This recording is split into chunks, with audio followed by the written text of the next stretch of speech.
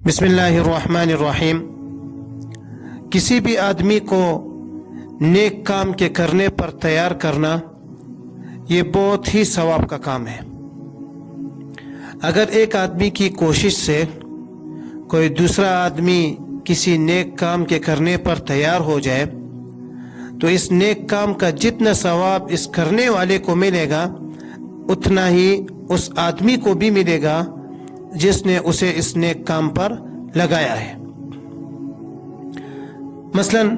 اگر کوئی شخص نماز نہ پڑھتا ہو اور آپ نے اسے دعوت دی، ترغیب دی اور وہ نمازی بن گیا تو اسے جتنا ثواب اس نماز کے پڑھنے پر ملے گا اتنا ہی ثواب آپ کو بھی ملے گا، کیونکہ حدیث میں ہے کہ نبی کریم صلی اللہ علیہ وسلم نے ارشاد فرمایا کہ من دل علی خیر فلہ مثل اجر فاعلہ، کہ جس نے کسی نیکی کی طرف رہنمائی کی اسے اس پر عمل کرنے والے کے برابر ثواب ملے گا۔ دیکھیں، نیک کام کی طرف رہنمائی اگر اجتماعی شکل میں ہو، یعنی بہت سے لوگوں کو آپ نے نیکی کی ترغیب دی اور وہ اس ترغیب کی وجہ سے وہ نیک کام کر بھی لے، تو اس سب لوگوں کی نیکیوں کا جو ثواب ہے وہ اس دعوت دینے والے اور ترغیب دینے والے کو بھی ملتا ہے۔ اور اگر خدا نخواستہ کوئی بھی شخص آپ کی دعوت پر، آپ کی ترغیب پر عمل نہ کرے تب بھی اللہ تعالیٰ آپ کی اس نصیحت کا ثواب آپ کو ضرور دے گا، کیونکہ حدیث میں ہے کہ نبی کریم صلی اللہ علیہ وسلم نے ارشاد فرمایا کہ امر بالمعروف صدقۃ ونہی عن المنکر صدقۃ، کہ نیکی کا صرف حکم دینا بھی ایک صدقہ ہے اور برائی سے روکنا بھی ایک قسم کا صدقہ ہے۔ لیکن یاد رکھیں، نصیحت کرتے وقت چند باتوں کا خیال رکھنا ضروری ہے تاکہ سننے والے کی دل آزاری نہ ہو۔ پہلی بات یہ یاد رکھیں کہ جب بھی آپ کوئی نصیحت کرے کسی کو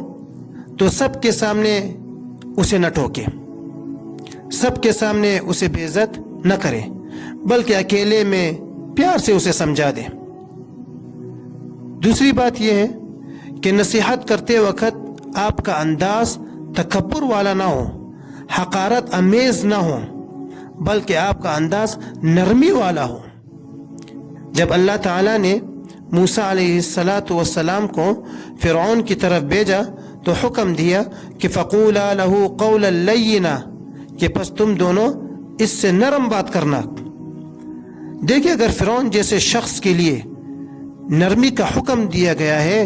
تو ایک عام انسان وہ تو اس سے زیادہ حقدار ہے کہ اس سے نرمی کی جائے۔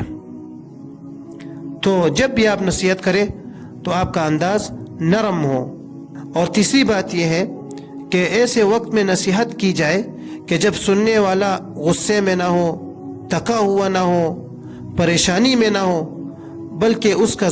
ذہن وہ پرسکون ہو، تو اس وقت اسے نصیحت کی جائے۔